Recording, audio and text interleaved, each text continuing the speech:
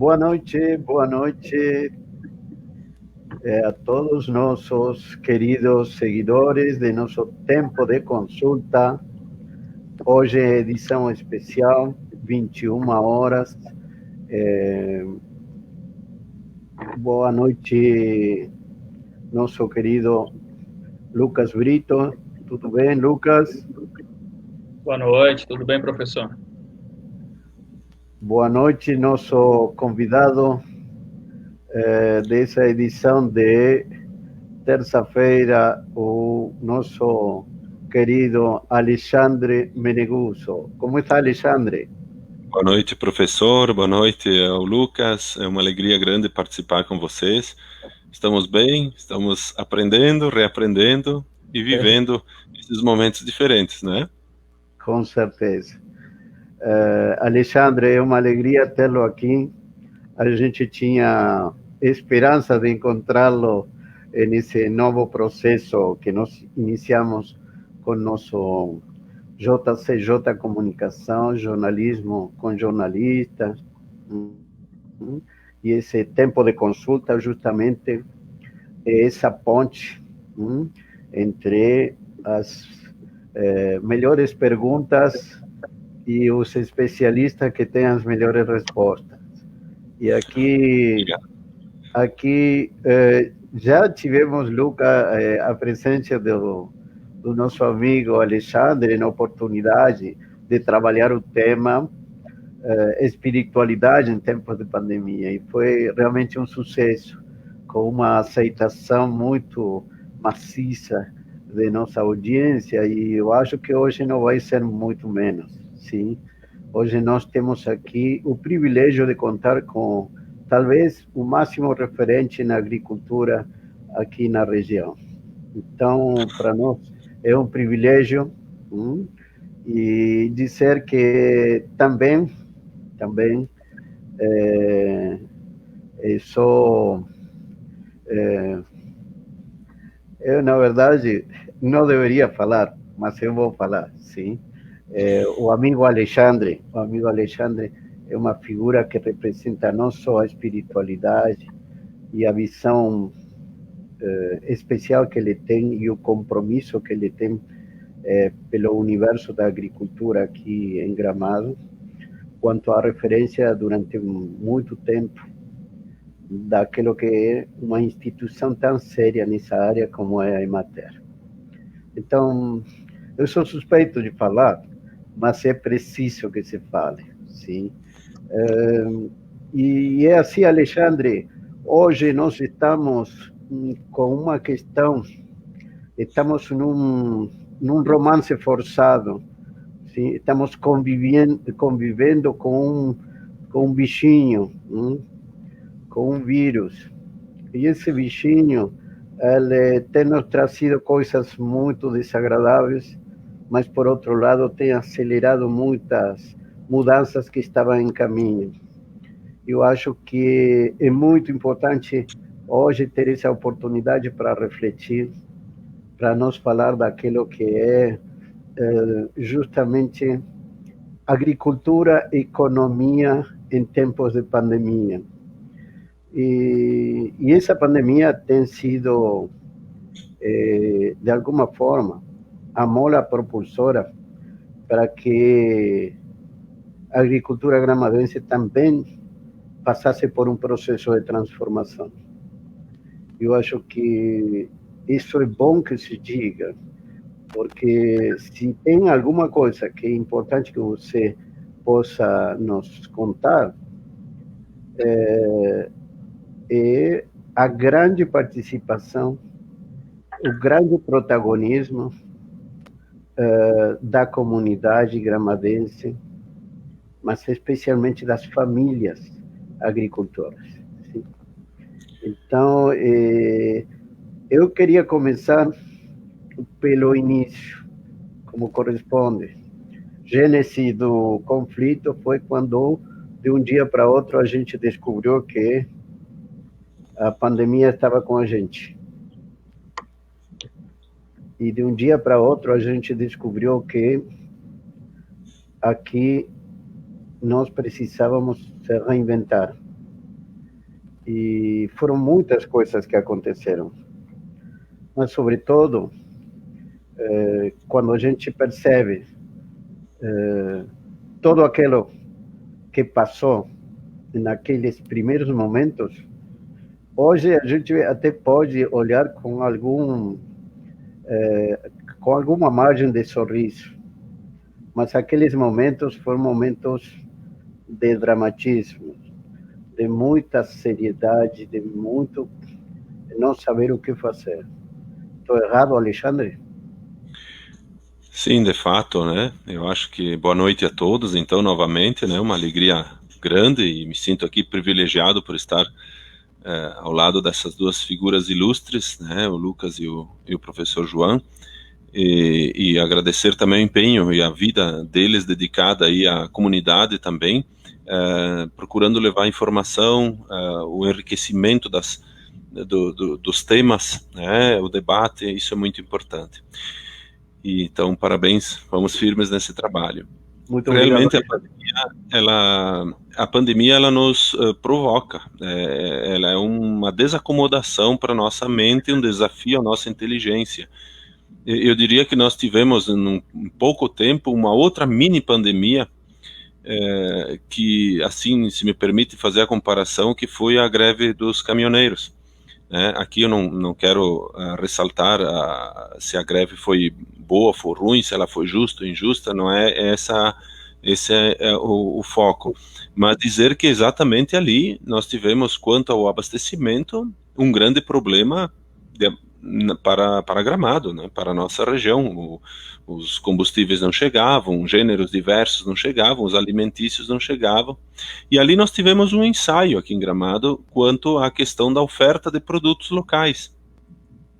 Nós, talvez o grande trunfo daquele momento foi o surgimento da Feira Livre lá da Várzea Grande, né? A Feira da Várzea, um esforço grande lá na época da Secretaria da Agricultura, da Emater, das entidades todas, né? Muitos de nós aqui testemunhamos, né? Eu sei que o Lucas cobria também jornalisticamente aquele momento, né, professor? Aquele momento marcou um antes e um depois, né? Exatamente, e eu diria que aquilo parecia que era o prenúncio de uma coisa maior que poderia vir depois, mais intensa, mais duradoura, mais difícil, mais complexa, uma visita ao inusitado. Nós não conseguimos, até pouco tempo não se conseguia vislumbrar nada adiante, né? Hoje já temos alguns lapsos, parece que começa a dar um sinalzinho lá no fim do túnel. Mesmo assim, é uma situação ainda que não se pode brincar, né? É uma situação delicada que pode retornar, mas... Então, assim, aquilo foi uma grande lição, né? O grupo de agricultores que foi para a Várzea Grande, lá no terminal turístico, comercializar os seus produtos, a agricultura familiar, trouxe uma nova realidade, uma nova perspectiva. Era um ponto que muitos não acreditavam que iria funcionar, realmente. Talvez não seja, assim, uma solução definitiva para todos os problemas, né? Mas foi um ponto onde houve a aproximação do agricultor com o consumidor, o encurtamento das cadeias. Isso, para quem é da economia, vai saber que as cadeias curtas, em geral, beneficiam as pequenas produções. As cadeias longas se adaptam melhor a grandes produções. E a agricultura familiar é típica da nossa região, típica de Gramado, ela se adaptou muito bem, se adapta muito bem a essa situação. Se nós ainda considerarmos o efeito, né, daquela época, aquela feira pôde se potencializar durante a pandemia. Graças a Deus o consumidor soube entender, reconhecer, observar e viver junto com o agricultor, porque o agricultor não é uma pessoa que vende produtos, ele é algo a ser vivido. O agricultor familiar, nós temos um privilégio na nossa região, que é a existência desse agricultor familiar. Nada contra, ao contrário, tudo a favor do grande produtor, mas o pequeno é um privilégio para nós. Me deixa passar um anúncio. Eu acho que isso que você está colocando é emblemático. Até porque o fato ele foi paradigmático. Se agora eu relaciono a própria Itália, que muitos dos nossos agricultores têm uma origem italiana, sabe quanto importante tem sido na recuperação econômica da Itália o papel do agricultor, sim? Exato. Como isso teve repercussão aqui do lado, em Canela, com a feirinha orgânica, uma experiência maravilhosa. Como também isso, de alguma forma, permitiu enxergar o outro lado, aquilo que você está colocando. Aquilo que representa, de fato, a essência, a vida dedicada àquela atividade, e depois, como oferenda, você vem e se encontra que oferece o melhor de você para o melhor que o outro quer, que é sua saúde, com produtos que são, obviamente, muito mais sadios que outros. Sim? Exatamente, né? Eu acho que essa relação, essa vinculação, ela se encontra viva na agricultura familiar, e quando a gente considera que o produto normalmente não é mais caro, mas se ainda assim o fosse, ele é carregado de uma história, de um valor, de uma qualidade diferenciado, sim. diferenciada, exatamente. E assim a agricultura como um todo, se nós considerarmos toda a agricultura nacional, esse ano está previsto uma retração da economia, alguns falam em 7%, né, outros falam em 9%, uma projeção agora até o final do ano, né, e a agricultura como um todo, ela está sinalizando aí um crescimento de até 3%. Significa dizer que ela está compensando, inclusive, aquele PIB de 7 negativo.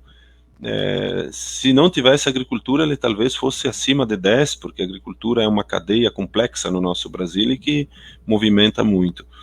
E claro, num primeiro momento se achou que seria um caos e tal. O grande produtor teve uma perda um pouco menor, porque basicamente os países continuaram comprando, o dólar se valorizou, o euro se valorizou, então as commodities, né, como soja, como milho, como algodão. Alexandre, que eram os produtos que mais se comercializavam? Que era aquilo que se oferecia nessa experiência inicial? Aqui em Gramado. Isto. Então, aqui no passado, nós tínhamos uma produção voltada à subsistência. Tivemos uma experiência na área das frutas, que persiste até hoje. Tínhamos uma antiga indústria Mazotti, que persiste até hoje, e outras que surgiram no caminho. Então, nós temos um mercado de frutas bem importante para a indústria, e também depois para o mercado in natura. Tivemos lá no passado o trigo, o próprio milho, a uva destinada à elaboração de vinhos. Tínhamos 6 vinícolas em Gramado, né, produziam vinhos, e ia embora de trem. O trem era o grande escoadouro disso tudo. Depois veio o ciclo do fumo, que iniciou nos anos 60 e foi até a última estufa aqui. Ela acabou sendo desativada no início desse milênio, aqui no ano 2000, por ali. Nesse caminho todo, nós tivemos também o ciclo da batata, que foi iniciado lá no final dos anos 60, teve o seu apogeu nos anos 80, e depois teve uma decadência por causa da dificuldade de mão de obra, foi lá para o campo. E o produto local, o produto de subsistência, permaneceu. Então o figo se tornou uma atividade, a acácia negra entrou como fonte energética para as caldeiras, para fazer a calefação em hotéis. Depois veio o diesel, então começou a oscilar um pouquinho. Nós tivemos também a participação da oleoricultura, né? Me lembro que a família Boschetti foi uma das pioneiras, aqui na linha 28, a família Fattori, poderíamos citar várias outras, né, famílias que produziam olerícolas para atender aqui o mercado local. E percorriam, né, no lombo de mulas, levando seus produtos e tal. E na história recente, então, a partir aí dos anos 90, coincide também com a chegada da Emater aqui em Gramado, nós tivemos uma preocupação com o crescimento do turismo, a queda da indústria, o crescimento do turismo. Houve a necessidade de englobar, incluir, né, o nosso agricultor no mercado turístico, porque é um espaço que ninguém ocupa, né? O espaço do agricultor é um espaço nobre, é um espaço que é perseguido pelas pessoas, as pessoas querem esse contato que falávamos antes, querem levar junto com a sua chimia, com o seu suco, com o seu vinho, com a sua graspa, a história, né? O produto colonial é uma marca e assim vai, né? Então, você sabe, Alexandre, que justamente uma das forças que nós temos aqui, e é bom ressaltar e parabenizar ao turismo e a família Ossis Orsanello, que tanto tem trabalhado pelo turismo aqui na região, a experiência do turismo rural. Certamente. As pessoas buscam vivenciar uma experiência com aquilo que hoje todos compramos, que são histórias. Sim, nós precisamos saber como se faz. Nós precisamos saber como é, como acontece. E essa experiência do turismo rural, ela vem de encontro com um novo ser humano. Ela vem de encontro com um novo paradigma. Ou a gente se humaniza e o ser humano evolui, ou a gente se humaniza e o desafio cada vez é maior. Porém, Alexandre, estou colocando isso porque é muito importante para você. Você vivenciou o antes e o depois dessa aparição da experiência do turismo rural. Hoje o turismo rural é de uma necessidade imperiosa. Exatamente. Já não é secundária. O espaço que até o nosso turismo urbano, né? Ele não conseguia enxergar o espaço rural como uma forma de turismo. E isso, eu lembro quando se organizava os primeiros roteiros, se buscava, a partir do exemplo exitoso do Caminhos de Pedra, em Bento Gonçalves, depois o Caminhos da Colônia, em Caxias do Sul, os roteiros precursores aqui, os Raízes Coloniais, aqui da linha Bonita, linha Nova, e o roteiro da linha 28, que acabou trocando de nome, hoje se chama Tour no Vale, né? Foi mergulho no Vale já, né? Se brincava com a serração, né? Porque tinha que mergulhar na serração, mas o que tem além dessa serração, né? Da experiência. E então, realmente, era difícil organizar, era difícil acreditar, né? Eu lembro até que alguns transportadores, né, na época estavam surgindo as vans, isso foi 94, 95, 96, e as vans, isso, não, eu não posso botar uma van aí, porque quem é que limpa uma van dessas depois, né, tinha estrada de chão, enfim, foram caminhos. Hoje o turismo rural, ele é desejado, né, eu vejo muitas empresas, né, buscando oferecer esses produtos, né, e tem havido um empenho grande, né, tanto das administrações nos últimos anos, como da Emater, né, de se organizar novamente esses roteiros. Tem vários aí florescendo, prontos para serem entregues e serem explorados de forma organizada. Tem as rotas também que estão se organizando, né. Às vezes fica uma preocupação quando a gente fala em rotas de turismo, porque a rota pressupõe que o turista escolha os pontos onde ele quer ir, e muitas vezes escolhe qualquer dia e qualquer hora, né? Então, tem que haver uma disciplina, isso a gente sempre alerta, né? Porque é importante que o produtor rural, ele mantenha a sua raiz escondida, né? Até mostre o caule, as folhas, as flores e os frutos, mas as raízes precisam estar ali preservadas. preservadas, exatamente é o termo, né? Ele não pode se omitir da sua vida de igreja, da sua vida comunitária, da sua vida de lavoura. No momento que Sabe, ele diga Alexandre, isso, fica isso que difícil de você está manter. colocando, isso que você está colocando é muito valioso. E eu vou dizer por quê. Porque mais de uma vez eu tive uma situação de acompanhar o desfile em tempos de festa da colônia. Sim? O desfile de carretas. Essa experiência é magnífica. Por quê? Porque vêm turistas e começam a enxergar o outro Gramado, certo? O interior que vem para a cidade. E como um convive com o outro e como o turista testemunha isso.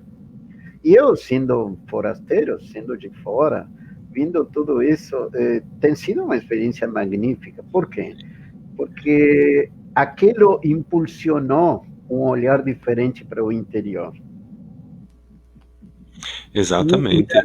E de alguma forma, o agricultor, para usar uma palavra de moda, ele se empoderou.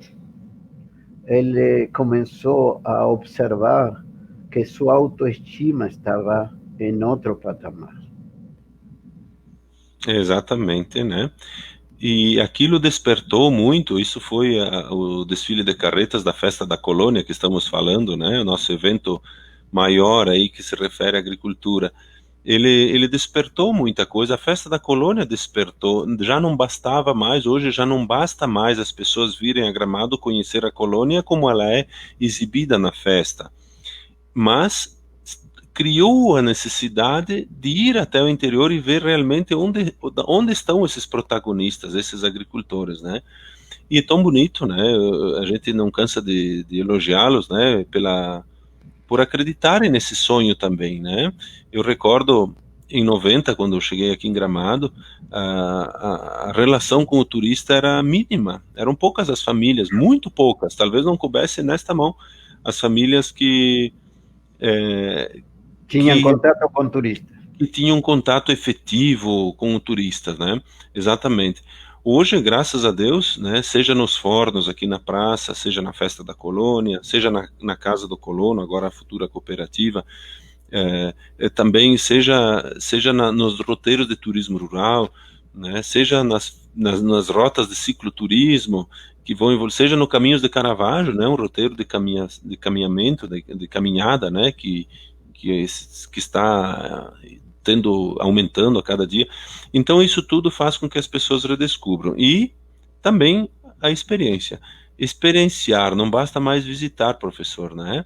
Eu acho que quem nos vê aqui pela live também percebe, quando vai a algum local, muitos de nós não quer mais só olhar, só ver, quer vivenciar das diferentes maneiras. Se eu não quero só ver uma apresentação de dança, eu quero dançar, né? Eu não quero só ouvir alguém cantando, eu quero cantar junto também. E vários dos nossos roteiros conseguem já fazer essa transmutação, né? Transformar o turista no agricultor e o agricultor muitas vezes no turista, né? Fica batendo palmas para o turista. Então, de Você fato, sabe que quando você coloca o conceito de educador experiencial, é algo que é imprescindível para que tanto um quanto o outro se sinta protagonista, se sinta parte dessa experiência. Quando eles se sentem parte dessa experiência, eles são os prosumidores. Eles não só que consomem, quanto que eles modificam, aperfeiçoam e trabalham esse produto para ele ser para mais e muito mais pessoas. Então, essa experiência, ela é ímpar, sim. Eu queria chamar o Lucas, sim, porque eu queria aproveitar esse ponto de referência que você colocou muito ao passar. Lucas, tu tem acompanhado dentro dessa questão experiencial, nós temos aqui algo que é muito valioso, que é muito importante, como é nossa vivência de parte de turismo religioso, justamente com Nossa Senhora de Caravaggio, certo? E é algo que também está se sumando a essa nova realidade, e a esse novo ser humano que hoje vem aqui em busca de uma experiência espiritual que acrescente esse momento, já não só de visitar por visitar, e sim de vivenciar. Tu tem acompanhado de perto essa tua vocação espiritual, te permitiu acompanhar de perto o que é essa experiência em Caravaggio aqui em Canelas, sim? E depois, depois eu quero que o Alexandre retome com o que é Semana Santa para nós também, sim? Mas, Lucas, tu tem observado que isso ultimamente também tem marcado um fluxo turístico de pessoas que vêm para ter essa vivência. Estou errado? Não, tá corretíssimo. E com essa ideia do Caminhos de Caravaggio, né, que acaba estimulando mais ainda, né? As pessoas já procuram o local, né, para fazer a sua meditação, é um local também que tem uma fonte de água, é um local aberto, um local bem abrangente. Então tem pessoas, inclusive, de outras religiões que acabam, né, frequentando esse ambiente, né? Então tu vê que tem uma força aí quase que sobrenatural e que transcende também as questões da própria religião, né? Que hoje nós sabemos que a questão cultural, ela também perpassa todo esse processo. Eu tenho oportunidades aí de acompanhar a evolução tanto da questão no sentido religioso quanto na questão cultural, e isso é magnífico, né? Essa questão toda, inclusive desenvolvendo políticas públicas, né? Desenvolvendo todo esse processo, seja a valorização do patrimônio, né, daquele espaço em si, a valorização da natureza, né, o respeito com aquele ambiente, porque é um ambiente de meditação, então as pessoas quando chegam lá respeitam e cada um tem a sua forma, né, de manifestar. Então é bem interessante. E nesse período da pandemia eu tive poucas vezes, mas as pessoas iam lá para levar os filhos, para descontrair um pouquinho, para aproveitar um ar puro, né? Se sentiam seguras, inclusive. Então é um patrimônio público, né? Hoje não somente religioso, mas público também, onde todas as pessoas se sentem convidadas a frequentarem o local. Aliás, até se me permite complementar, Lucas, professor, né, quando nós falamos de economia e agricultura, nós também, na nossa região, que tem uma agricultura familiar intensa, a agricultura familiar, ela transcende simplesmente a criação de um animal, ou a extração de algum mineral, ou ao cultivo de algumas plantas, né? Ela talvez seja uma das mais abrangentes formas de vida, né, que nós temos. A vida comunitária, ligada a essa religiosidade que vocês estavam colocando, ela é essencial para o sucesso das outras coisas, né?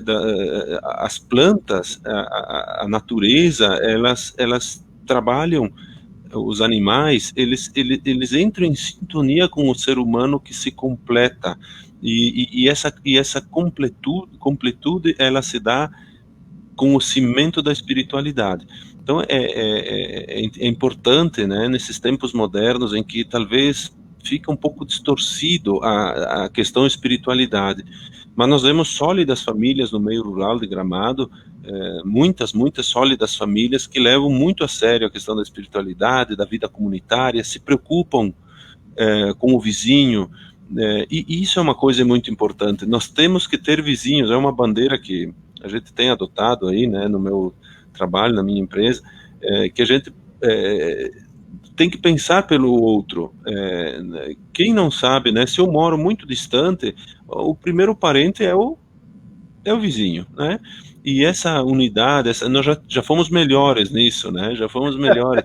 No tempo em que se matava um porco e se levava um pedaço de costela, se levava a morcilha, né, lá para o vizinho, e quando ele fazia isso, ele também trazia para nós. Então, essa vicissitude, essa troca, grandeza, essa solidariedade, ela vai muito além, né, da questão só de não ter uma geladeira na época, né, mas ela permitiu laços fortes e que fez o nosso povo assim, né. Então, eu acho que, só para concluir essa questão, ela é tão importante no processo de consolidação da economia, porque nós sabemos que a pessoa feliz, a pessoa alegre, a pessoa que está com a autoestima para cima, ela também consegue consolidar os processos comerciais de uma forma melhor. Ela não bate o desespero, ela não rouba, ela não diverge, ela encara a comercialização.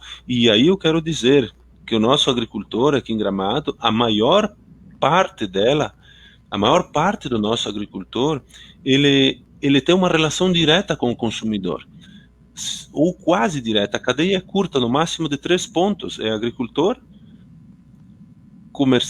armazém ou supermercado e consumidor, ou diretamente agricultor-consumidor. Então são cadeias curtíssimas que permitem uma troca de experiências, uma vida fora de série, que permite assim momentos importantes. Também percebo assim nesse aspecto a vida intensa que o nosso agricultor precisa ter hoje, né? Essa cadeia curta exige dele um processo. Ele precisa se preocupar com os insumos de produção, precisa colher, precisa fazer o cultivo, precisa fazer a criação, precisa abater, precisa processar, precisa embalar, precisa vender, precisa cobrar e precisa retornar o dinheiro para os insumos lá, viver a sua família.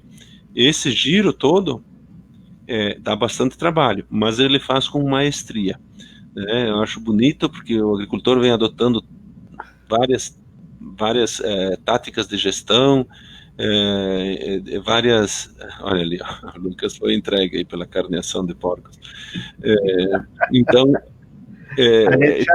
Alexandre, crescer e ver que a produção rural ela é magnífica, né? eu quero colocar outro anúncio mais, é assim. Às vezes você sabe que eu tenho que me virar e, bom, além de dar aulas e todas as coisas que o professor Juan faz, obviamente se ocupa também de cozinhar para o filho, de preparar isto, aquilo. Aí, um dia meu filho me disse: pai, essa comida é tão maravilhosa, como é que tu conseguiu? Eu disse: filho, é muito simples, teu pai não sabia nem cozinhar, certo? E eu acho que o Senhor tem sido muito generoso comigo, porque acredito que alguma questão da presença de meu pai e de minha mãe, que já não estão mais nesse plano, tem ficado comigo, porque obviamente eu estou tocando de ouvido, intuitivamente, e estou fazendo. Mas eu vou te dizer algo, filho. Se esse almoço está saboroso para ti, é porque foi feito com muito amor. E aí, eu quero colocar algo que a gente parece que tem vergonha de dizer. Mas as famílias agricultoras, meus irmãos espirituais, elas colocam muito amor naquilo que fazem. E isso faz a diferença. E tanto faz a diferença que você percebe, você compra uma lasanha industrializada e você come uma lasanha elaborada de forma caseira e você já vai observar a diferença. O pão caseiro, sim, as cucas. Então, eu quero dizer isso porque quando você convive com isso, eu percebo como como um desprendimento amoroso que vira oferenda em cada produto que se comercializa. E isso não tem preço, porque na hora que você percebe que aquilo tem algo a mais, tem um diferencial, você quer voltar. É como a casa da mãe, você quer voltar.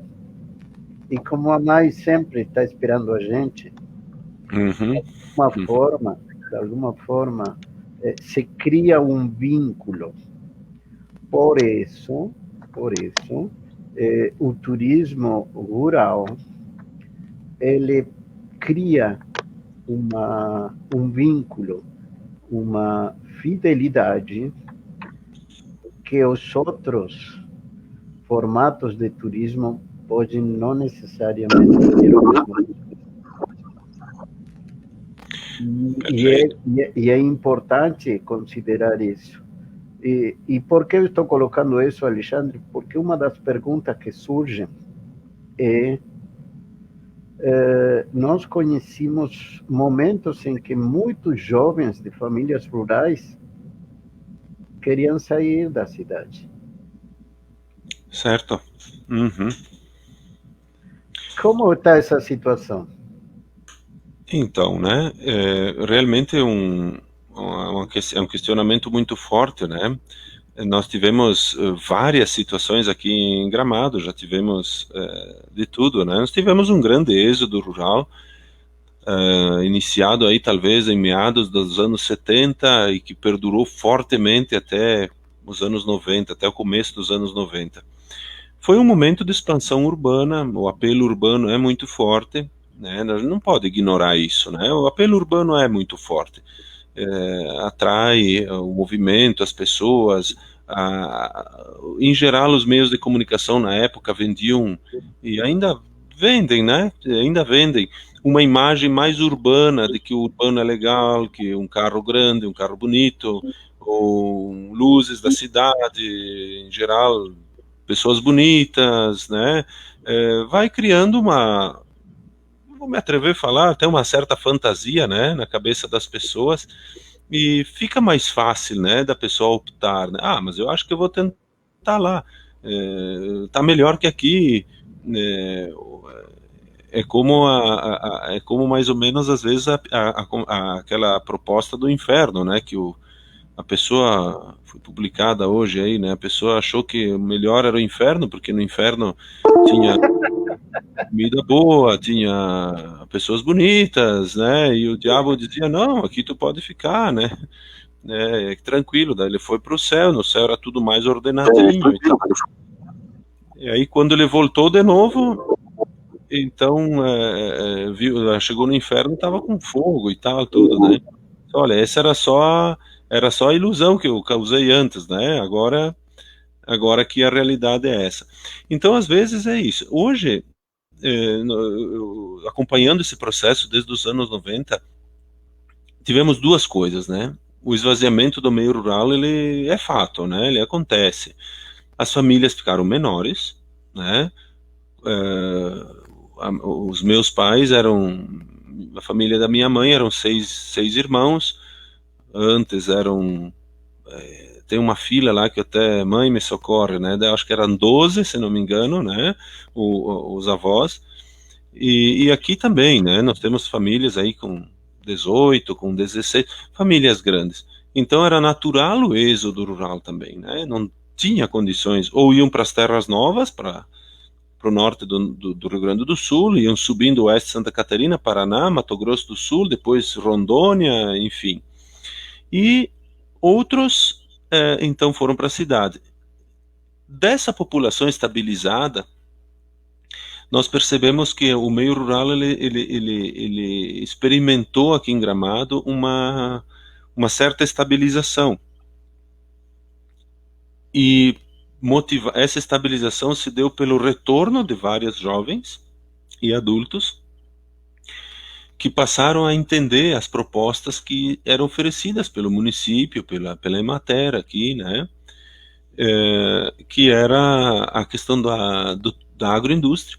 do turismo rural, e que permitiam uma maior agregação de valor ao produto original. Se nós continuássemos produzindo porco, talvez não conseguíssemos. Agora, produzindo salame, conseguimos. Se nós estivéssemos ainda produzindo somente o figo e não tivéssemos nenhuma agroindústria, então hoje Gramado se tornou um polo de agroindústrias. Nós temos uma centena de agroindústrias, né, no município com 500, 600 famílias, são 517, né, o número oficial de famílias de agricultores familiares. Então, se nós temos 100, a proporção é interessante, né, a cada 5 agricultores, uma é uma agroindústria. E a agroindústria, ela gerou essa volta. Então, hoje, nós temos pessoas no meio rural que têm um salário melhor que muita gente na cidade e que, tenho certeza, só iria para a cidade se não gostasse mesmo da atividade rural. Porque tem esse lado também, né, Lucas? Ali eu vi que o Igor Barros aí disse que tu matava porco, né? Naquele tempo, estou brincando com o Igor, né? Assim como a Edla aí colocou da importância da questão comunitária, né? Às vezes a gente não consegue se adaptar à questão comunitária, não consegue se adaptar às questões da atividade rural. E isso também provoca êxodo. Mas aí é diferente. Então nós temos hoje uma boa parte das famílias, quando os pais partilham a renda com os seus filhos de uma forma inteligente, fazem a gestão da propriedade, utilizam tecnologias inteligentes para diminuir os gastos e, principalmente, mais que o gasto, a penosidade do trabalho. Hoje nós sabemos que o trator é uma máquina indispensável. Quando eu estudei, aí eu vejo o Clever aí que está mandando aí uma mensagenzinha, né, Clever? No nosso tempo, quando estudamos juntos, não se recomendava trator para a região da Serra. O negócio aqui era usar o boi mesmo, porque é muito acidentado. Hoje não se admite não ter um trator. Nós vamos arrumar os terrenos para receber o trator, para diminuir a penosidade do trabalho. Essa junção de fatores aliada ao mercado local, no nosso caso aqui em Gramado, e a interação com o turismo, propiciou uma estabilização. Eu não vou dizer que foi uma reversão, eu diria que há uma estabilização, porque continua saindo gente, mas vem chegando gente. Nós temos também pessoas que querem acreditar na atividade, apostar na produção de alimentos de qualidade, e aqui entra a agricultura orgânica, né, ali na Emater, né, falando com as colegas aqui, preciso saudar a Nelci e a Janete, né, que são as colegas da Emater que hoje respondem lá. Eu estou licenciado no momento, respondem pelo escritório, a gente vê as demandas e o interesse das pessoas por essas coisas, né? Então, em muitas outras áreas, talvez pudéssemos usar essa metodologia que a agricultura familiar nos permite. É difícil? É difícil, não é simples, não. Mas com inteligência dá para fazer bem, né?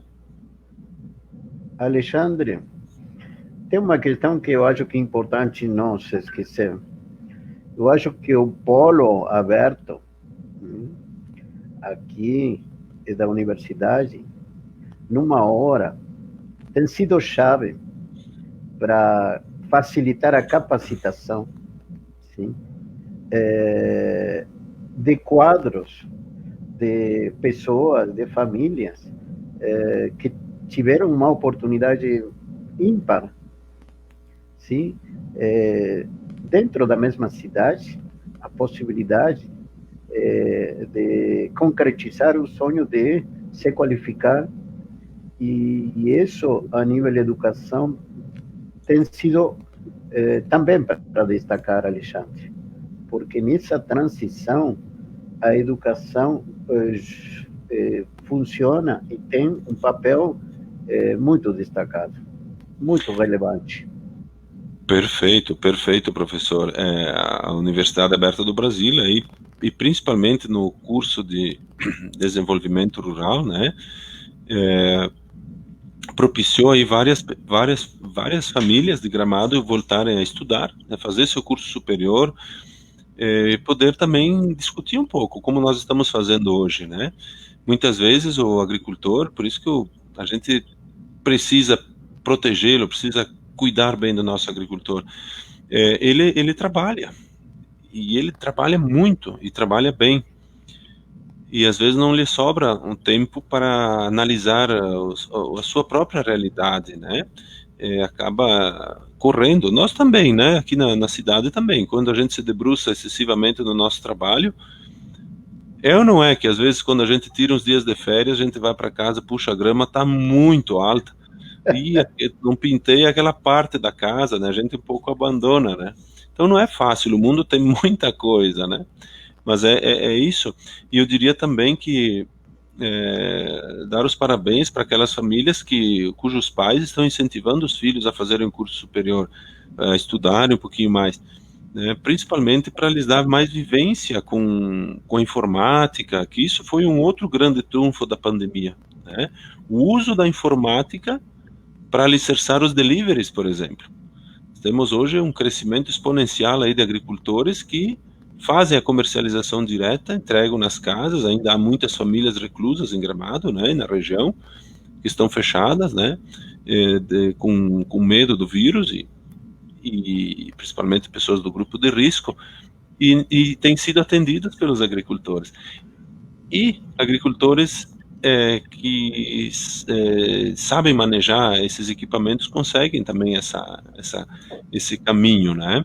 Então, é importante que se pense daqui para frente, não desmerecer os demais, não, mas quero dizer que é um caminho importante para daqui para o futuro, né? Cada vez vai se exigir mais esse tipo de conhecimento. Então, nós temos aí administradores, nós temos agrônomos, nós temos técnicos agrícolas, contabilistas, contadores, né, no meio rural, aí, biólogos, né, interessante, produzindo e vivendo da agricultura. Então, realmente, a educação, ela faz parte do processo, o convívio dessas pessoas no meio rural, ele é muito importante, né? São pessoas que têm a vivência e vão ajuntando o conhecimento. Agora, só queria fazer a menção, a experiência, o conhecimento de vida do agricultor e como um todo, ele é uma faculdade por si só, né? E, no entanto, nós precisamos saber explorar. Então, até a Emater, a Secretaria, há mais tempo, né, elaborou, junto com os agricultores, o Plano Municipal de Desenvolvimento Rural, que foi uma grande discussão das realidades, né? Então, algo muito interessante, muito bonito, e é uma riqueza, é fantástico. Ouvir essas pessoas é uma riqueza, né? As pessoas com idade, um pouquinho mais, têm uma experiência fabulosa, e os novos têm um outro tipo de experiência, que é o novo, eu vou usar o termo do momento, é o novo normal, né? O novo normal. Então o delivery cresceu muito, a busca por produtos orgânicos, produtos também convencionais, mas a partir dos nossos pontos de feira, passaram a ter uma ressignificação, não digo que aumentou demais, mas teve uma ressignificação muito grande, né? Agora mesmo em Gramado tem um festival da gastronomia limitado, é verdade, pela causa da pandemia, mas dando foco ao rural, né? E aqui eu preciso uma gratidão particular aí a Gramado Tour e a Abrazel, né, a Emater, mais uma vez, que souberam conduzir essa situação e manter um momento de comercialização diferente também para os nossos agricultores. Esse entrosamento vai nos permitir ter alimento quilômetro zero. Pertinho de casa, nossos restaurantes ter cada vez mais um produto de qualidade, um produto saboroso, pleno em suas características nutracêuticas, nutricionais originais. Isso é muito importante, né? Então, nós podemos nos orgulhar disso, né? Quando a gente escuta falar em economia sustentável e, de alguma forma, numa produção sustentável, a gente tem possibilidade de que Gramado possa produzir aquilo que é preciso, é necessário consumir? Como está esse nível de relação entre o que se produz e o que se consome? Estou falando dentro das probabilidades e possibilidades de produtos naturais, certo? Muito bem, é uma bela colocação, professor, né? É uma velha luta, né? E para nós que somos da área agronômica, dá uma coceirinha na mão, né?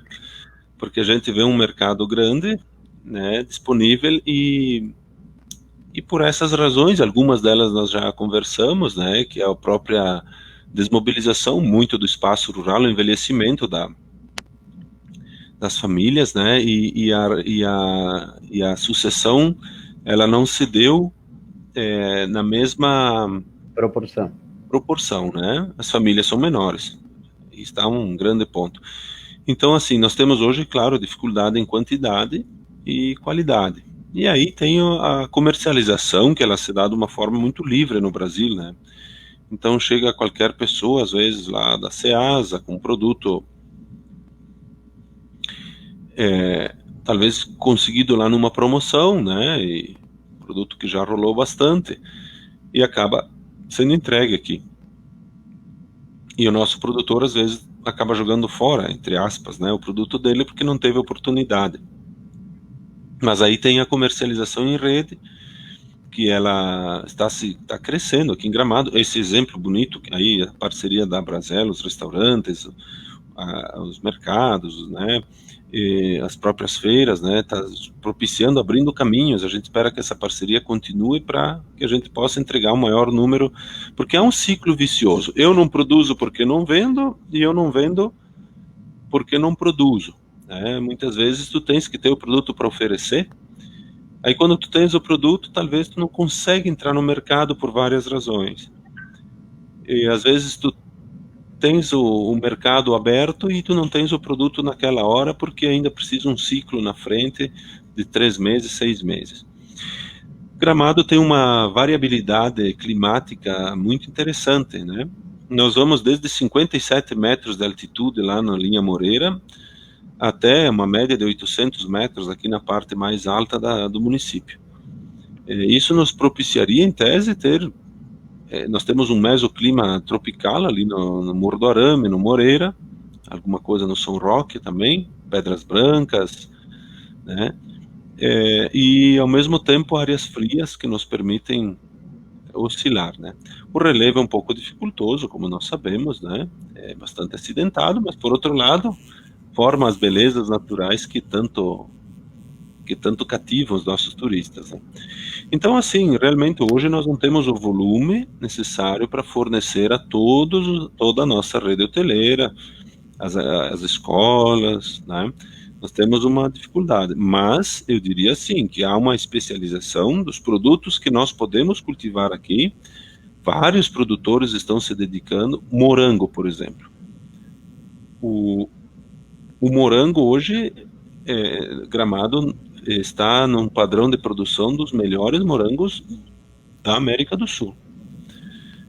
Várias famílias aqui na linha Ávila, na Serra Grande, na Furna, produzem muito exatamente. Então aqui é um esforço tecnológico muito grande que iniciou lá com as primeiras mudas selecionadas nos anos 90, e a partir de 2011 o uso do cultivo em substrato, que permitiu a gente trabalhar em pé, né? A gente diz assim, morangos erectus, né? Poder trabalhar de pé cultivando morango e não agachado foi uma grande vitória, né? Sim. E, enfim, temos várias culturas que conseguimos. Hoje morango, por exemplo, ainda nós temos uma bela parcela que vem de fora. E uma parcela do morango nosso é vendido para fora. Então, mas é difícil num país capitalista e com plena liberdade econômica, digamos assim, a gente conseguir satisfazer aqui o município e vender fora. Isso faz parte do jogo comercial, né? Às vezes tu vende em Canela Três Coroas, e Três Coroas e Canela vende aqui. É o preço de oportunidade, é a fidelidade que se estabelece. Mas nós temos, eu quero dizer assim, um potencial grande de produção, né, inclusive de plantas tropicais, antecipação de colheita. Por exemplo, lá em São Roque, um lugar que nós podemos ter tomates, por exemplo, o ano todo, né? Morro do Arame também, Moreira, né? Nós temos citros com uma qualidade espetacular. Agora nós temos lavouras de laranjas espanholas sendo já em colheita já há algum tempo, de uma qualidade fantástica, porque nós temos uma amplitude térmica aqui muito boa, muito grande. Justamente, eu queria fazer essa colocação, Alexandre. Visto que se tem condições naturais propícias para um crescimento sustentável, sim, não se tem espaço para políticas públicas que possam permitir que Gramado, sobretudo em um processo de economia deteriorada, uma economia planejada a nível da agricultura que permita criar fontes de trabalho, sim, para alcançar uma produção que possa equilibrar oferta e demanda. Exato. Sim, professor,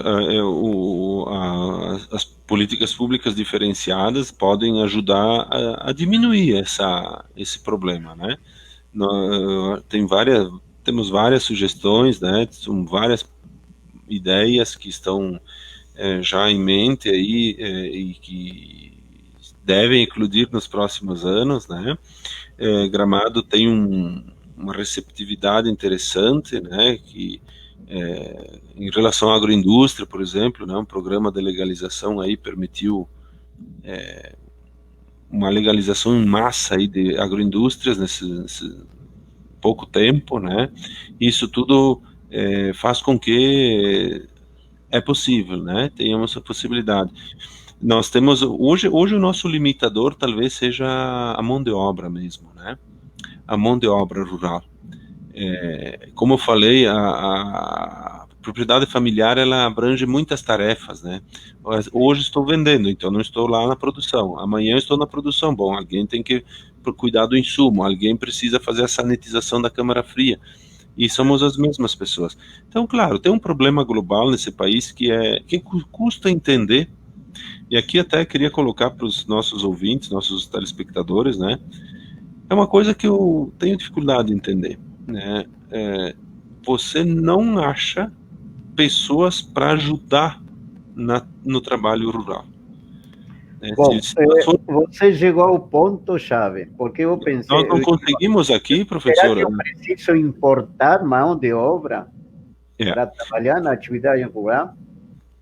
Exatamente. A maioria dos nossos agricultores que precisam de contratação de mão de obra penam para conseguir mão de obra, né? E é difícil. E aí eu vejo assim os milhões de desempregados, né, que a gente vê na grande mídia, né? De fato, essa caricatura urbana muito forte que nós tivemos nos últimos 50 anos, ela parece que afastou um pouco, né? E não se deu a oportunidade para o agricultor poder acolher uma mão de obra diferente. Claro, o agricultor é um ser exigente, né? Como ele é muito intimista, ele está fazendo o trabalho com as suas próprias mãos, ele quer que a pessoa que trabalhe com ele seja uma extensão das suas próprias mãos, né? Então isso às vezes é um problema, né? Temos que ter um pouco de paciência. Até nós conversamos muito aí com os agricultores, tu vê, às vezes tu contrata alguém, eles vêm aqui, não fazem o serviço direito, mas temos que ter um pouco de paciência realmente, né? Mas é uma dificuldade, é uma grande dificuldade, a mão de obra. As famílias pequenas, nós já tivemos o problema maior do êxodo feminino, né? No meio rural, não é tão acentuado em Gramado, por incrível que pareça. Nós, alguns anos atrás, fizemos um estudo junto com jovens do município, por conta da realização do Encontro Municipal de Jovens Rurais, né? E nós vimos que tem meninas no interior, né? Tem meninas no interior. Tem comunidades que as meninas simplesmente vão embora e os guris vão atrás, porque vão ficar sozinhos, né? Não tem com quem casar, isso é uma coisa importante. Mas aqui não, aqui temos, né? Muitas pessoas às vezes moram na propriedade, trabalham meio turno na cidade, ou estudam meio turno, continuam em casa. É interessante. Mas essa questão vamos dizer assim, da sustentabilidade, ela pode se dar de outra maneira, professor. através da produção sustentável. Então, se eu não conseguir produzir tudo, por exemplo, mamão, eu não consigo produzir aqui, o clima não me permite, mas aquilo que eu conseguir produzir, que tiver aptidão agronômica, que eu produza de uma forma sustentável. O que é produzir de forma sustentável? Usar a maior parte dos insumos possíveis oriundos da propriedade ou de comunidade próxima, adquirir a sensibilidade de não agredir o meio ambiente, preservar as águas, principalmente, né? Não desmatar, saber usar os recursos naturais, desmatar se preciso, mas preservar como premissa, né? Então, o desmatar com responsabilidade, gostaria de deixar aqui um pouquinho. Então, acho que é possível, sim, produzir com responsabilidade. Nós temos muitas famílias adotando práticas sustentáveis, né? O uso da adubação verde, a utilização do plantio direto, nós temos aí a questão dos sistemas agroflorestais que vem acontecendo, que é o consórcio de floresta com espécies produtivas. Nós temos o uso de frutíferas em áreas acidentadas, o uso adequado da vocação do solo, né? Coisas importantes que nos fazem ter responsabilidade e sustentabilidade. Esse tipo de sustentabilidade ambiental e socioeconômica, essa é interessante. Agora, realmente, 100% da nossa produção é um pouco difícil de nós alcançarmos nas atuais condições. Mas isso nos desafia a explorar os espaços. Temos muito espaço para bons produtores produzirem aqui em Gramado e fornecerem aquilo que ainda nos falta. Pergunto isso porque, de alguma forma, Alexandre, nós imaginamos um cenário futuro em que observamos hoje, por exemplo, um tema que temos deixado de lado, que é a questão da segurança e a insegurança. Por um lado, a histórica segurança do meio rural e a insegurança crescente no meio urbano, ok? Certo. E, por outro lado, o avanço da tecnologia, que como já é consenso dentro dos especialistas da psicologia, o ser humano do século XXI tem mais probabilidade de se relacionar melhor com os animais e com a inteligência artificial, leia-se robôs, do que com seu próprio ser humano par. Sim? Nessa situação, como você imagina que vai ser o próximo cenário? Como se vai dar o meio rural? Vai estar mais próximo da tecnologia, do robô, dos animais? Ou aquilo também vai acarretar a mecanização, vai acarretar mais insegurança? Como você observa isso? Bom, vai depender muito da finalidade para a qual a propriedade está voltada, no meu modo de pensar.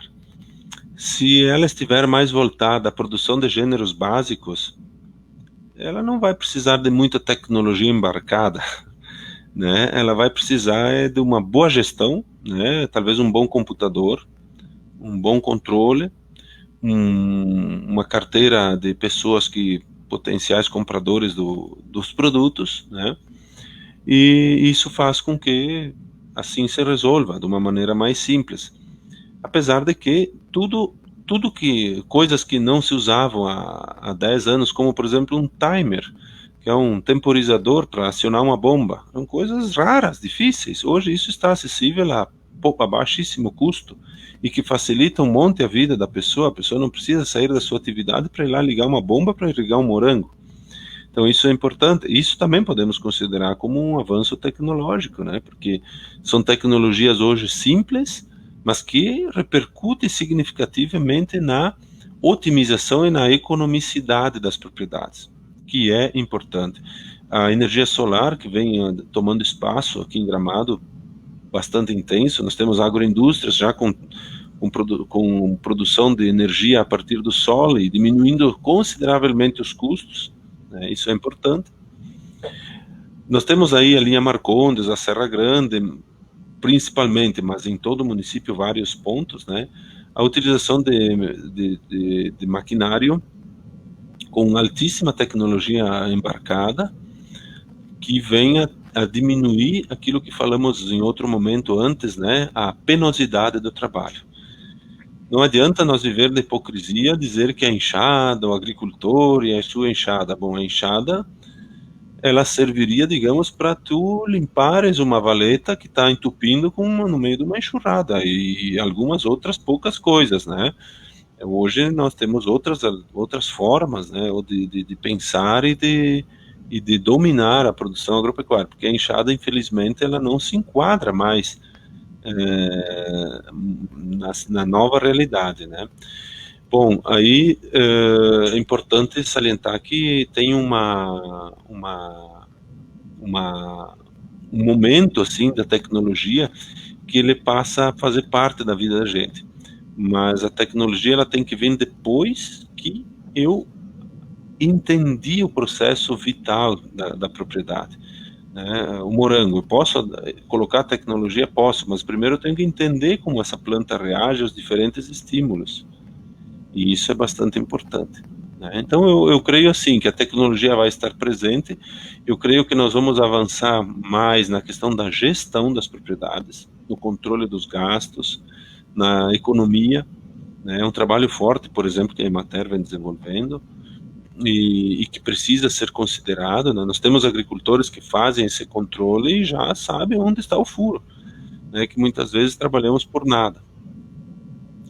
Então, nessa caminhada, eu creio que a tecnologia ela vai ser por ali, de uma forma indireta, e também, sem dúvida, facilitar as coisas que nós... Né? Eu não creio aqui que nós vamos ter o que nós vemos lá, uma colheitadeira, trabalhando com controle remoto, a partir do GPS, não é a nossa realidade, nós vamos ainda ter esse contato intensamente. E felizes as famílias que puderem manter o fornecimento de alimento básico a pessoas conscientes, né? Nós temos uma boa leva de pessoas que estão optando para ir na feira livre, que estão indo buscar na propriedade, ou indo atrás de mercados que fornecem produtos a partir da produção local, porque querem saber a origem e a rastreabilidade do produto, né?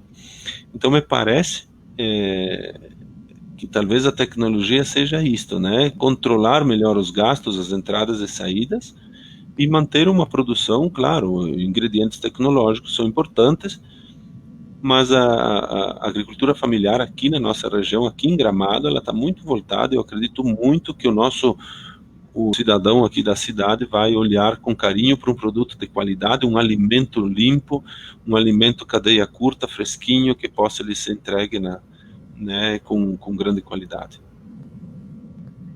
Tem uma questão que tem a ver com como se organiza a vida socioeconômica do agricultor. Qual é o papel que o cooperativismo está tendo nessa instância? Bem, muito bem, professor, né? O cooperativismo, eu vou dizer assim, é uma coisa encantadora, mas difícil. Difícil, né? Temos que ser muito sinceros, né? Não adianta a gente... Né? Nós passamos a época das grandes cooperativas que se organizaram a partir de grandes dificuldades. Hoje nós temos dificuldades, mas talvez elas não sejam assim tão grandes. Então, a organização das pessoas se dá em meio a grandes dificuldades. Né? Sabe por que perguntei isso, Alexandre? Porque, de alguma forma, o comportamental do novo ser humano parece ser mais individualista do que nunca. Sim. Nós temos hoje um exemplo muito grande de tolerância e engajamento social aqui em Gramado, que são as feiras livres, né? Que é a Associação dos Fornos de Gramado, que é os nossos queridos fornos aqui da praça, né? São 160 associados na associação. Que coisa linda. A diretoria lá, né? O Fábio hoje lá é o presidente, né? Com a sua diretoria. é bonito, mas não é fácil, né, Fábio? Fábio tá ouvindo. O que acontece? São muitos interesses, muitos pensamentos diferentes, né? Na hora de escovar os dentes juntos é que a gente efetivamente começa a conhecer melhor as pessoas, né? Então, a mesma coisa, a Casa do Colono, né? Agora foi criada a cooperativa das agroindústrias de Gramado, né? Está aí pronta para assumir o espaço, já está criada, já está tudo certo, né? E o cooperativismo, ele é, sem dúvida, uma coisa muito bonita, né? Ele ainda precisa de ajustes na legislação, né? Precisa de ajustes, mas a legislação não depende só de nós, né? E, na realidade, nós temos um grande caminho que é unir-se, né? Pensar, crescer dentro dessa ideia do cooperativismo. Ela exige muita renúncia das famílias e uma finalidade comum, né? Tem que ter uma finalidade comum para todos, né? Então é um caminho importante, né? Aqui eu vejo, aparece aqui para mim o Júlio Fiorio, né? Ele coloca que se teríamos a possibilidade de termos feira direta dos produtores nos bairros, nos pavilhões dos bairros, tipo uma vez por mês, cada bairro, para valorizar os agricultores, né? Isso, Júlio, a primeira experiência foi essa da várzea, né? A tua ideia é muito boa, é pertinente, é bonita. Nós precisamos, para isso, ter um bom engajamento das associações de bairro, né, e dos moradores dos bairros, porque o agricultor também precisa ter uma economicidade, né? Ele não pode, digo assim, que nós já tivemos aí em 97, 98, se não me falo, é isso aí, uma experiência com feiras em bairros, né? Teve na Piratini, teve na Floresta, teve na Dutra, teve na Várzea, e os pontos foram se diluindo porque o nosso consumidor não comparecia na feira. Agora não vinha na feira, não participava. Isso, talvez por várias razões, não saberia dizer, talvez uma certa... Alexandre, de alguma forma, a gente tocou isso antes, quando a gente planteou a questão da sustentabilidade e, de alguma forma, equilibrar a oferta e a demanda. Isso. A colocação do Júlio é absolutamente pertinente, porque, de alguma maneira, também, a chave é a organização social. A chave é o compromisso social. A chave é ter uma pasta que articule, além da agricultura, que tenha um desenvolvimento social, sim, que permita juntar as pontes, criar as pontes e juntar as partes, perdão, sim? Exato.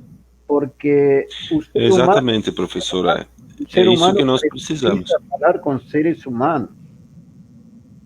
Sim. Horizontalizar a gestão nesse sentido. Eu acho que isso seria, aparentemente hoje é difícil, mas que seria muito lindo de se fazer. Até professor, ele dizendo assim, colocando até para o Júlio, né, e saudando a preocupação dele, que eu sei que são de muitas pessoas, essa feira da Várzea foi um embrião, né, um reteste desse desejo que se tem de expandir, né. Então aqui já tem uma coisa bem encaminhada aqui no bairro Moura, né, e no bairro Piratini houve já alguma procura. Então agora um pouco por conta dessa dificuldade aí da pandemia, um pouquinho as coisas ficaram um pouco estacionadas, e até porque o próprio agricultor alguns investiram menos na produção, porque não sabiam se iriam comercializar, né? Agora a produção vem se recuperando, e é uma ideia que precisa, e é muito boa, precisa ir adiante, mas tem que ter o interesse de ambas as partes. Então, assim, o ideal seria que o consumidor dos bairros também demandasse, né? Que aí seria uma troca mais justa, isso que o professor dizia, né? Vai ser tentado certamente organizar isto, né? O trabalho que exercia agora na Emater até poucos dias, junto com o município, que é o com quem é Imater Centrosa, é muito de já buscar esses grupos nos bairros e ver se haveria uma demanda mínima, né, de comercialização. De alguma forma, a igreja tem um exemplo da figura dos festeiros, que não são outra coisa que voluntários comprometidos com uma causa. Sim? Isso. Da mesma forma, eu acredito que cada espaço, cada bairro, poderia ter, através da sua associação de bairro, lideranças comunitárias comprometidas com essa causa comum, que seria para bem de todos, sim? Que eu acho que seria factível, viável. E outra coisa que eu não queria abandonar, até porque nossa ideia, Lucas, era fazer uma live express de meia hora, e eu acho que Lucas fala muito, o professor Juan fala muito, e o Alexandre também fala muito, não? Então, aí estamos com pouco tempo. Peço até desculpa se... Não, se assim, exagerei. Alexandre... Mas é que o sangue puxa, né? Não, mas aí nós falamos de 2, 3 coisinhas que são muito importantes. E eu não quero fechar o programa sem falar delas. Questão número 1. Eu me lembrava, vindo aquela plantação de alface com o fundo do Morro Agudo, um espetáculo bonito. Mas um espetáculo bonito como o Horto, aqui de Gramado, é um espetáculo que merece ser falado. Sim.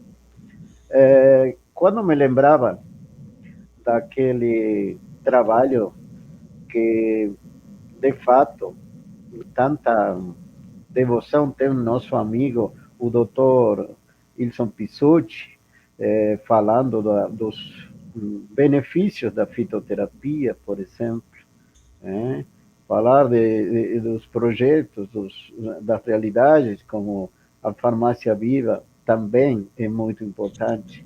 E eu não queria deixar de falar em algum momento de nossos amigos, e eu quero deixar uma lembrança muito, muito especial para aqueles que fazem parte da cultura musical do interior. Sim. E assim como falar do papai da Rossi Racera, aquele grupo Seu Antônio. Seu Antônio, maravilhoso, sim, maravilhoso. Como também o nosso querido, o irmão também, que sempre estava, fazia questão, Valdir Marcadente, o Paulo Roldo, mas também, enfim. Sim, mas também eu quero destacar... da Serra Grande, todo o coral lá da Serra Grande também. Mas eu quero também não me esquecer da cultura alemã, certo? E nós tivemos, nos últimos tempos, uma perda muito importante, muito valiosa.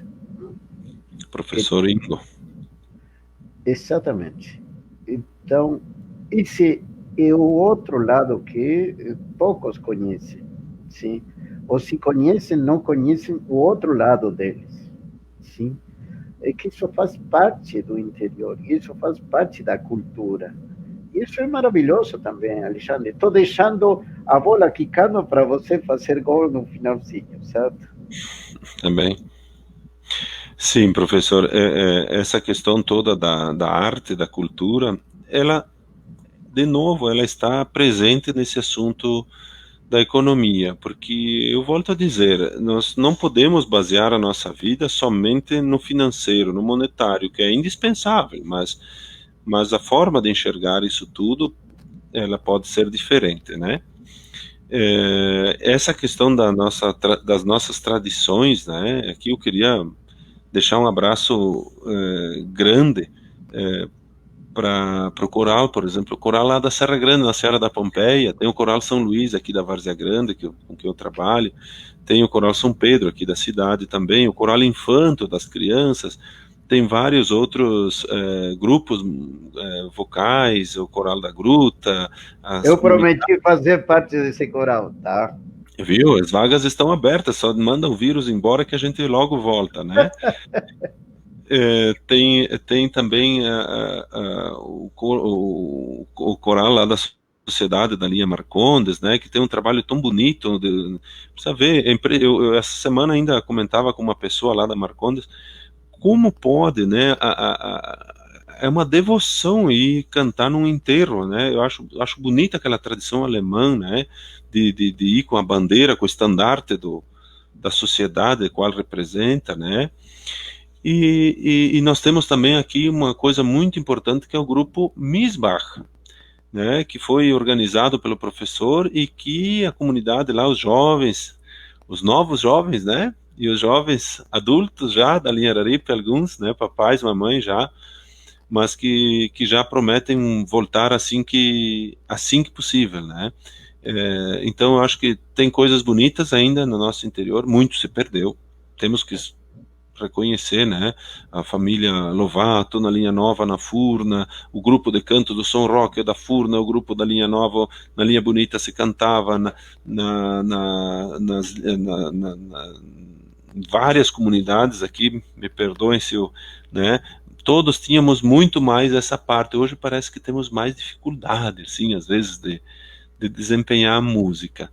Mas se não pudermos fazer, experienciar, pelo menos vamos prestigiar e ouvir, né? Uma das coisas essenciais, eu também trabalho com corais, então, né, como o professor falou, e nós percebemos como as pessoas se transformam com a música. Usou a palavra certa. Isto, porque a música é a expressão da alma, né? A nossa alma muitas vezes fica enclausurada ali dentro, no meio de tantos problemas e no meio de tantos sinais verdes do nosso aplicativo aí, que a gente tem que tirar e ficar passando, e tirar e ler e tal. Parece que a nossa vida quer se resumir a isso. Mas o importante, de fato, é nós sabermos onde está a verdadeira alegria, né? Então, Alexandre, é por aí. Alexandre, tem uma frase muito bonita que diz assim: não podemos morrer com a música dentro. Ah, olha, é isso aí. E muitas vezes acaba um dia em que a gente fica com a música dentro. É verdade. Eu tinha minha nona, né? Ela cantava. Alexandre, estamos no mês de setembro amarelo, sim? Onde é um alerta e um chamado de atenção para tudo aquilo que significa o suicídio como algo muito importante a ser respeitado. Mas todo esse mix experiencial que você manifesta, de todo que essa entrega através do trabalho, essa dedicação plena para produzir, mas por outro lado para cuidar, para oferendar, para equilibrar e para, de alguma forma também, vivenciar aproveitando aquilo que se tem, é a melhor vacina contra o suicídio, Alexandre. Se a gente conseguir se sentir útil para alguém, e esse alguém está próximo, e esse alguém nos diz: muito obrigado, esse seu pão é maravilhoso, eu quero voltar aqui, quando você vem de novo? Semana que vem. Essa experiência do vendedor de pão aqui na rodoviária, por exemplo,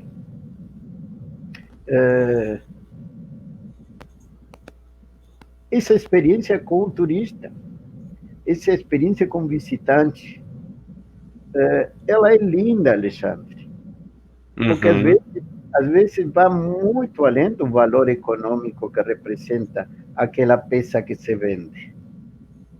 Uhum. Uhum. Sim. Isso é uma riqueza, né? Isso é uma coisa completamente diferente, né? Na verdade, precisamos manter, né, as festas nas capelas, nas sociedades, né? Muitas pessoas já, o que que quer, o que que não quer, né? Por que aquilo? Para que que aquilo serve? Mas aquilo é a vida de muita gente, né? E aquelas sociedades, aquelas igrejas construídas numa história, e quando a união fazia de fato a força, né?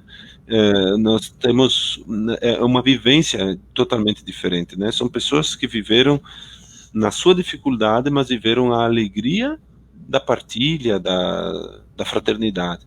Então, isso gera uma alegria muito grande de vida, né? Quem sabe, né? A gente não pode ser utópico demais. Sabemos que nós ainda vamos ter que ficar individualistas um tempo, né? Tem pandemia para nos fechar um pouco. Que bom que existem lives boas, né? Até agradeço muito essa oportunidade, esse convite. Mas, assim, realmente nós precisamos, de alguma forma, recuperar a preocupação. Até eu vi esses dias alguém dizendo, né? Um termo bonito, recuperar a empatia, colocar-se no lugar do outro um pouquinho mais, né? Acho que até um dos programas do senhor, né, professor, alguém falou isso. Então, eu acho que isso é importante, o resgate da situação da nossa agricultura, nesse momento de pandemia, passa também por essa questão espiritual, essa questão social, essa convivência agradável, que se pode fazer assim realmente um mundo diferente, um mundo melhor, né? Vocês e aqueles que estão em contato com os autênticos agricultores, de alguma forma vivenciam no dia a dia o imenso valor da natureza curativa. Certo. Então, nós temos um caminho grande ainda a percorrer, né? Ali na Tapera nós temos aquele horto magnífico, né? Que tem lá plantas das mais diferentes espécies, né? Um trabalho bonito aí feito a várias mãos. Tem um garoto aqui nesse programa que vive falando do horto, certo? Eu não tenho. Está escondido aí? É esse que se escondeu agora um pouco? Ele brinca de esconde às vezes, sim. Já deve Mas estar pensando em acabar o programa e então está se escondendo. Certo. Mas assim, a fitoterapia, né? Eu vejo como uma oportunidade muito grande para os agricultores, né? Até para produzir, né? Produzir essas plantas, e nós temos que fazê-las chegar no consumidor, né? O agricultor, ele faz isso quase que naturalmente, é muito ligado às plantas, aos chás, né? E isso é importante para a nossa saúde. Não dispensa a questão química, não é um combate de ideologias aqui ou de pensamentos, mas realmente nós sabemos que muitas vezes a cura está em casa mesmo, né? E com coisas simples, uma dor de cabeça, uma indigestão. Aqui em casa nós temos né, minha esposa cuida muito, nós juntos, uma coleção de plantas aqui né, secas, prontinhas para momentos que se faz necessário. Então, acho que isso pode desabrochar em Gramado, já está andando, né? Esse horto tem a produção lá, tem matrizes, né? A gente agora espera que, superando um pouco minimamente essa pandemia, se consiga levar adiante essa ideia fabulosa. Aqui não tem como não deixar de citar a Aline lá da saúde, assim como o Dr. Ilson Pizzuti, né, um grande entusiasta. Eu sei que tem outros médicos, né, que também cada dia se preocupam mais com essa parte, com a fitoterapia. A Anelcida, especialmente a Anelcida Emater, mas toda a Emater como um todo, né, trabalha forte isto. Aqui preciso trazer a Pastoral da Saúde, né, que funciona às terças e quintas à tarde lá no subsolo da Igreja Matriz, Então, é espetacular, né? Olha, a dona Edla aí, lembrando da colheita da Marcela, né? Ela estava lá também, lá na linha Tapera, né? Muito bom, né? Assim como o Júlio comentando aí, né, antes, né?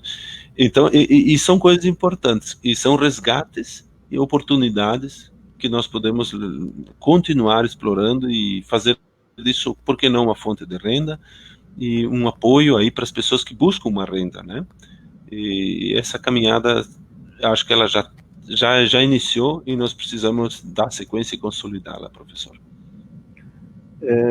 Nós teríamos para conversar muito tempo, Alexandre. Sim, eu acho que uma das questões que surge imediatamente é a importância dos jovens tomar conhecimento e contato com a fitoterapia, sobretudo em virtude, ou pelo menos como consequência, da cultura moderna que naturalmente quase está se induzindo a automedicação, sim?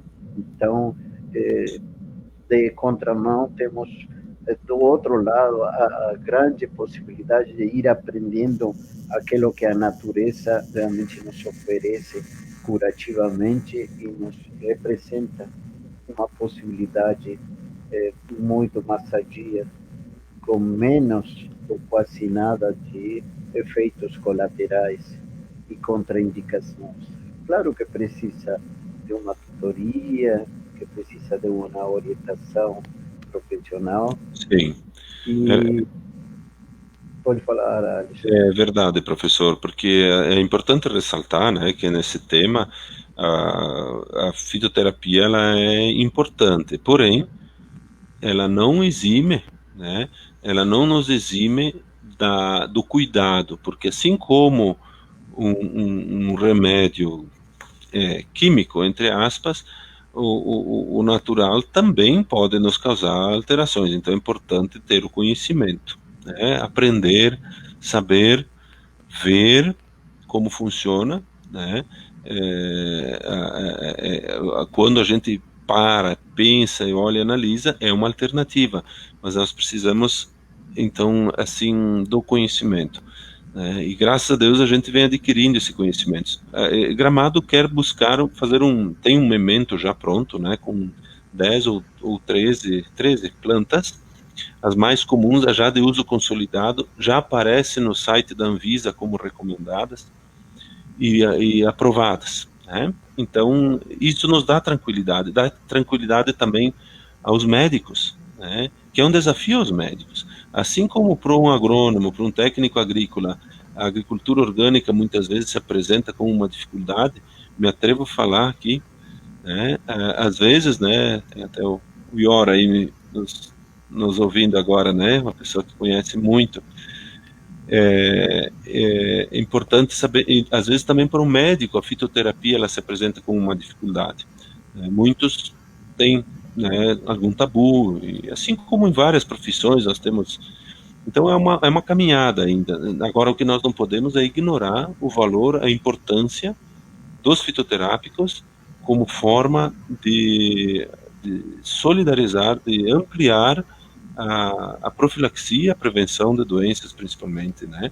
Junto com a alimentação correta, que também, isso nós não falamos aqui, mas tudo inicia com uma alimentação correta, né? O ambiente correto, um ambiente salutar, uma vida social equilibrada, a espiritualidade em dia e uma atividade econômica que eu possa trabalhar de uma forma responsável, né? Então tudo isso é saúde também. Mas é isso mesmo, professor. E o senhor comentou antes, eu esqueci de trazer, o jovem, né? Muitas vezes o jovem é veloz, o jovem é super veloz, e ele às vezes quer respostas imediatas, né?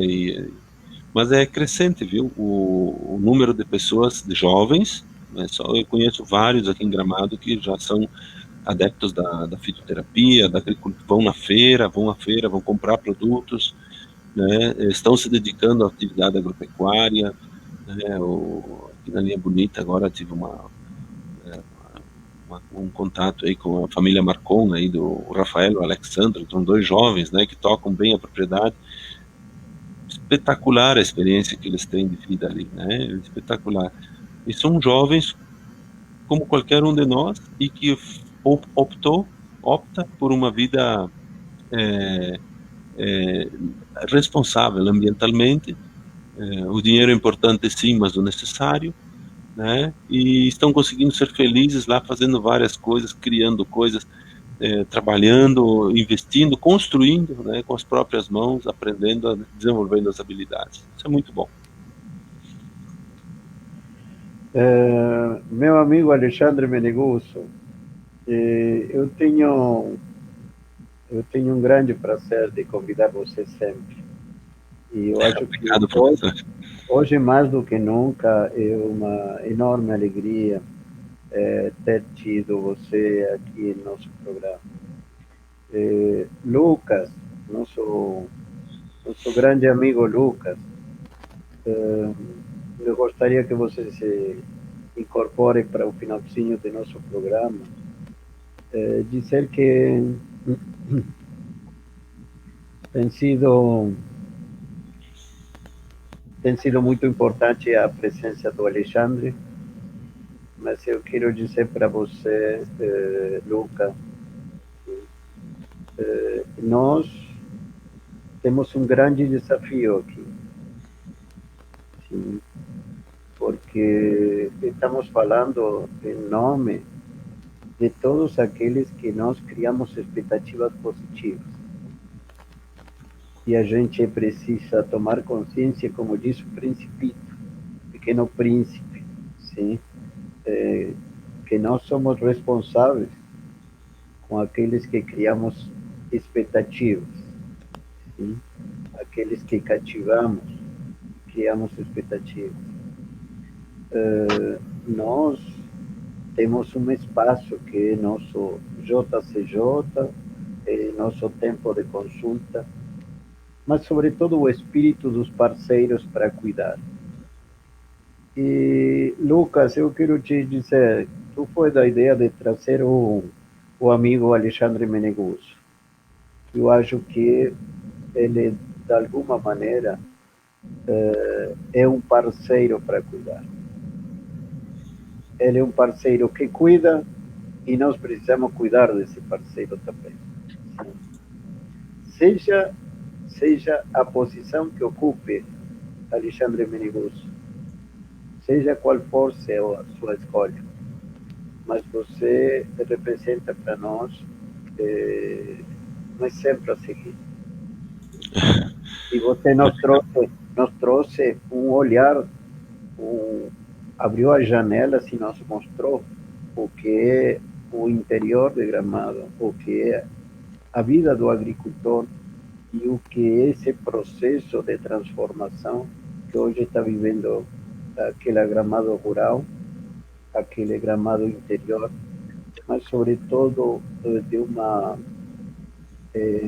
parte muito valiosa da nossa sociedade, que hoje, Alexandre, você fez uma colocação importante quando você se referiu à questão rural, à questão das férias.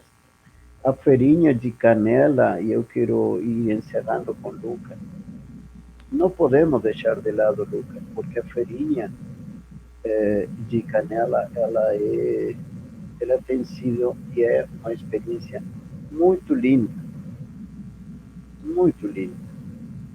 E quero dizer que muitas pessoas esperam o dia sábado para ir à feirinha orgânica. Certo. Certo. E isso representa também um ritual. Isso representa um ponto de encontro. Lucas, tu vive em Canela, tu é canelense, e tu sabe que o que eu estou colocando é muito importante, e ainda que as pessoas aqui nós possamos encher a boca falando de Gramado, mas aquilo de Canela, Canela tem um universo desenvolvido nessa linha, sim. E talvez seja necessário também que esse protagonismo possa ser nivelado para cima, possamos estar mais juntos do que nunca. Estou errado, Lucas? Não, está certo. Exatamente, eu acho que aqui nós também em Gramado temos as nossas feiras, né, funcionando, tem a feira orgânica, é verdade, também, né, são oportunidades de espaço, de mercado, mas principalmente para o consumidor. E aí vai o meu apelo também, né, para o nosso consumidor, que ele possa, aos poucos, cada vez mais conhecer melhor essa vida do agricultor, e ele pode iniciar pela feira livre, né? As feiras são momentos importantes, como foi falado antes, de encontro, de congraçamento. O agricultor gosta muito de partilhar suas experiências, e tem muita gente que, eu lembro no início da pandemia, uns vovozinhos idosos, né, chegavam cedo na feira, 6:30, e a gente dizia: vovô, olha, a feira pode lhe entregar em casa, sem problema, se o senhor... Não, mas é bem rapidinho, a gente já está indo embora. Na verdade, eles não conseguem ficar sem a feira, né? Então, essa experiência é muito bonita, né? Com certeza. Mas é isso aí. Eu acho que o caminho é bonito, nós temos várias oportunidades, nós temos a gratuidade, a natureza, né, tudo isso se aproxima na medida em que nós nos aproximamos da agricultura. E a economia solidária, que a gente diz, né, comprar do nosso agricultor, né, comprar de quem está aqui a um passo de nós mesmos. Isso é bastante importante. Valorizar o mercado local é um jargão, mas é muito importante. É muito importante. Nós precisamos de vizinhos. Nós temos que ter vizinhos das nossas propriedades. Isso aí. Lucas. Estou acompanhando aqui todo esse bate-papo, né? Que é uma coisa que, se deixar, nós vamos muito longe. Eu gosto sempre de dizer que nós vamos acabar deixando, sim, um gostinho de quero mais. Precisamos que o Alexandre venha novamente aqui conversar com a gente. São assuntos muito interessantes e nem sempre, eu acredito que nem sempre esses assuntos estão tendo o devido valor, né, pela própria mídia. Eu falo como alguém da mídia também, né, e se tu começar a conversar com as pessoas, né, hoje as pessoas estão fazendo uma horta dentro dos apartamentos, né, existe uma consciência já, né, da importância do contato com a natureza, do contato com a terra. Até meu pai aqui, ele tem a lavoura dele, se deixar, ele quer fazer uma fazenda dentro de um terreno pequeno, mas ele é apaixonado por isso, né? Produzir, plantar, colher o próprio alimento, né? Eu acho que isso tem toda uma questão, assim, que se todo mundo fizesse isso, era outro nível que nós teríamos hoje, inclusive na saúde. Ter consciência, tu cuidar, tu zelar pelo aquilo que tu vai comer também. Saber o custo que isso tem. Né? Eu sou a favor de fazer hortas de fazer trabalhos coletivos, né, em alguns casos pensando simplesmente no alimento e não no lucro, né, que óbvio que as pessoas precisam, né, seria ignorante da minha parte achar que as pessoas não precisam ter o seu lucro, valorizar o seu trabalho. Claro. Mas em alguns casos, né, Alexandre, eu até gosto muito de puxar também um pouco para o lado da espiritualidade, que até mesmo com os meus sobrinhos, né, não tenho filho, mas com os meus sobrinhos, eu digo, quando a gente lembra, né, que às vezes nessa correria ou com a cabeça, vamos agradecer também pelas pessoas que cultivaram esse alimento, que está na nossa mesa hoje. Às vezes eles não têm noção, mas é o arroz, o feijão, é aquela salada que, quando a gente não consegue colher na nossa horta, a gente acaba comprando. Alguém deu o seu suor por aquilo, né? Não cai do céu. Claro, né? Claro que uma fruta, às vezes uma árvore, consegue, sem fazer muito esforço, colher, né, aquela fruta. Mas existe toda uma dinâmica, todo um processo que a gente tem que valorizar. Então, é um assunto que para mim, tem um grande valor e que a gente precisa, assim como os fitoterápicos, né, que a gente já vem pautando também, deixando que seja sempre muito... que eu assino.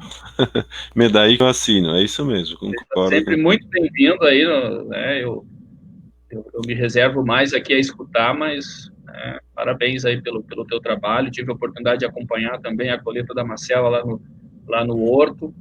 Tenho esse material guardado ali, até cheguei a compartilhar no grupo ali por um momento, né? Às vezes é um materialzinho simples, mas registra, né, o momento de alguma forma isso vai ficando aí para a gente valorizar aquilo que realmente importa. Obrigado mesmo pela... Joia.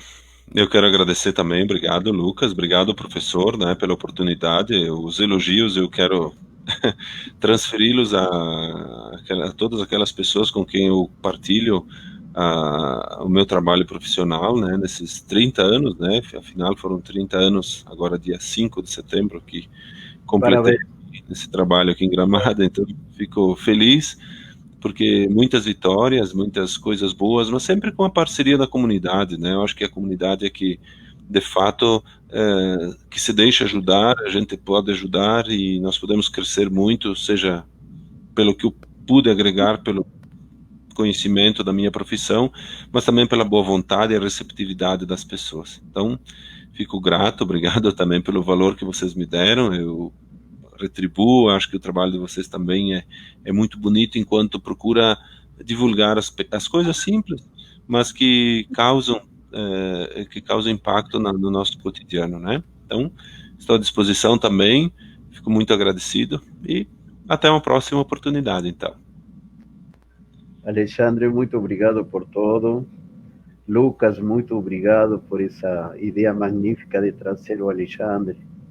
Agradecer a cada um daqueles que participaram, acompanharam o nosso programa.